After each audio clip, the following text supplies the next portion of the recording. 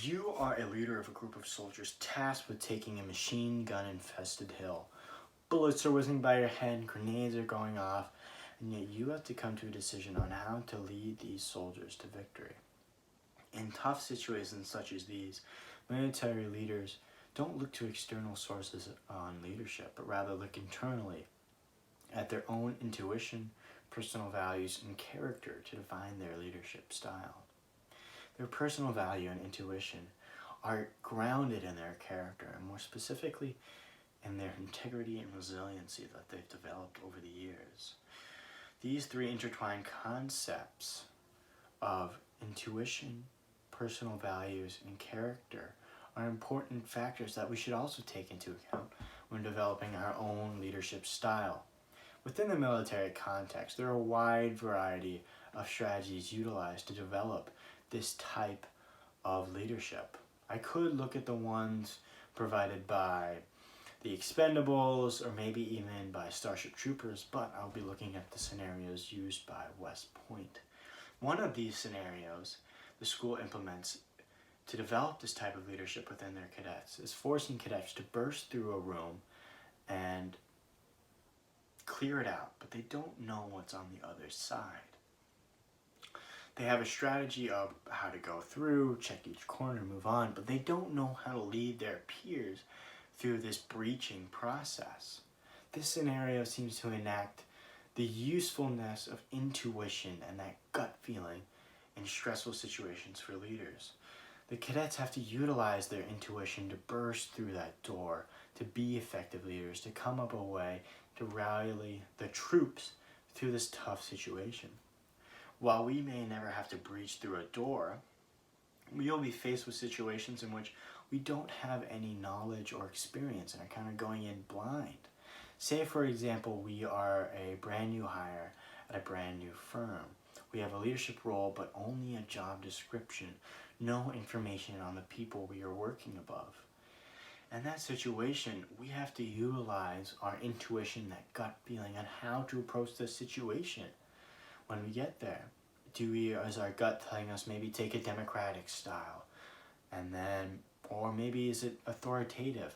We have to utilize intuition in our leadership styles to be effective in those unknown and stressful situations.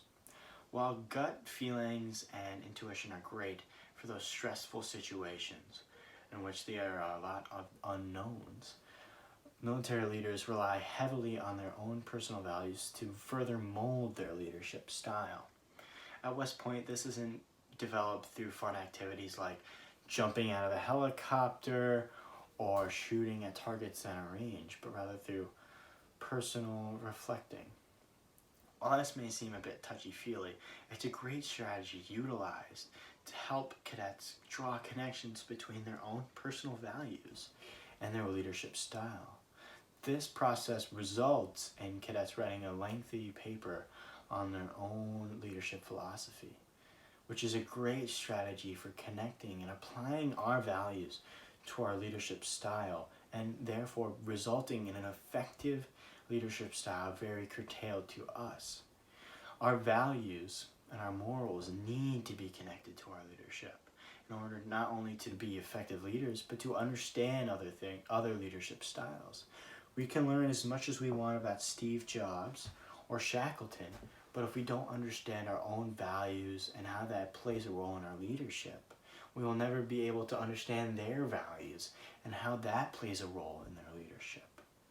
And finally, character is key and fundamental to military leaders and leaders in general. Character in terms of integrity and resiliency and the ability to really get back up once you've been knocked down. Say, for example, you're another military leader, but you've lost one of your troops. The death of that trooper is felt without your squad. But as a leader, you have to be strong and resilient in that situation. You have to be able to push forward not only for your sake, but the sake of the men around you. And that situation cannot exactly be replicated at West Point. The school does implement harsh repercussions for the failures of their cadets, which can strongly affect their cadets in ways in which they feel no longer motivated to keep going forward. But these repercussions are based in the effect of this will instill resiliency, instill cadets to keep pushing forward. Since resiliency, integrity aren't really established like that, but rather over time. Resiliency, integrity, and character are core factors that we need to put into our leadership to stay strong, to be motivated, to inspire those around us. We may never feel the repercussions as the ones I displayed earlier or talked about earlier, but we all have our own adversities, and we have to utilize those to the best of our ability to stay strong, to stay motivated, and to keep moving forward. Integrity is key to leadership. Character, intuition, and personal values are integral factors that we need to implement into our own leadership style. This implementation result in a very unique and individualistic leadership style that will curtail perfectly to our own selves. With that being said, and with this individuality, I can't say how you will tackle that challenge on the hill. All I can say is I will go sword in hand with my troopers rush. Well, somebody may take a more relaxed approach. But leadership should not just be an accumulation and reflection of the knowledge of outside sources. We need to create a well-rounded image of both our values and our information we've gained from this course and from others to create a good picture and a good, effective leader reflecting of both sides.